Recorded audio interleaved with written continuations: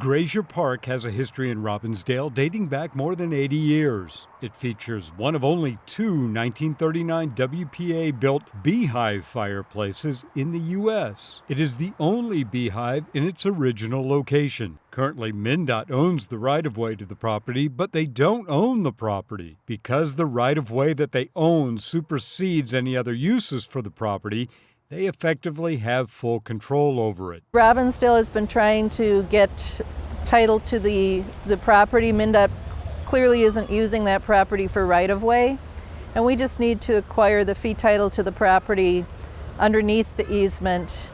And when that happens, then it'll be turned over to the city for park.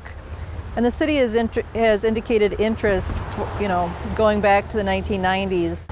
So, why am I here?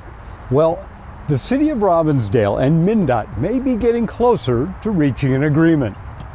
MnDOT has attempted a couple of times to transfer the property to Robbinsdale, and both of those times it's just kind of gotten stuck. To get ownership of the property, there had to be extensive and expensive title work done. We had started work on the title work back around when Highway 100 finished construction. And then the light rail project came along, and the light rail project would have paid all of the costs of getting access to the fee title of the land. We have most of the documentation complete to do a transfer to release our easement over the land. And so we will continue to work through that process. So acquiring the title to the land is very close for Robbinsdale, but in the short-term interim... A couple years ago, the option for a community highway sponsorship program was created, and it's really, adopt a highway type of programs. But in the case of in Robbinsdale, Graser Park is also highway right-of-way.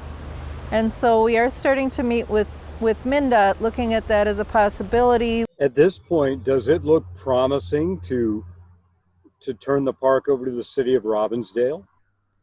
Yeah, I think it does. It seems as if MnDOT, the city of Robbinsdale, and all the volunteers who help care for the park all basically want the same thing. And I think that the volunteer groups of the years have done a really excellent job in Robbinsdale. We haven't seen anything that has been done other than just clearing away debris. We want the volunteers who are working on this site to understand that we're there to help and facilitate this, and we want to try to help them to accomplish what they'd like to do with the park. I think we share similar goals for it ultimately. In Robbinsdale, Neil Persley, CCX News.